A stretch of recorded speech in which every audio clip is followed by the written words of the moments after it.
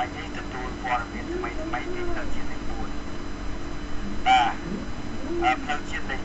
4ត្រូវប្រកាសអាសន្នឲ្យហើយចាប់ពីម៉ោងនឹងទៅនៅចំណុចស្ទឹងសំរោងស្រុកកំពង់សិលាបាទ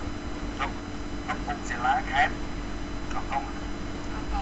ខេត្តកោះកុងបាទខេត្តបាទអញ្ចឹង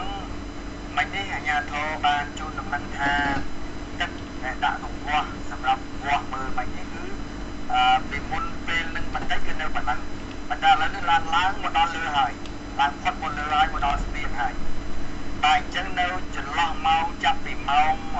នឹងទៅឡើងទៅនឹងកន្លែងចំណុចស្ទឹងសំរោងនឹងចាប់ផ្ដើមប្រឈមនឹងរថយន្តលែងអាចឆ្លងកាត់បានហើយបាទអញ្ចឹងស្ទឹងសំរោងផ្លូវជាតិលេខ4នៅ1ម៉ោងខាងមុខនេះទៀតគឺលែងអាចឆ្លងបានហើយព្រោះទឹកកំពុងតែពុកយ៉ាងកំពុងមកគ្លៀងកំពុងតែធ្លាក់បន្តអញ្ចឹងឥឡូវអាជ្ញាធរបានដាក់ប្រកាសអាសន្ននៅចំណុចនោះហើយថាបន្តិចទៀតនេះទឹកនឹងប្រឈមការហូរកាត់ផ្លូវជាតិលេខ4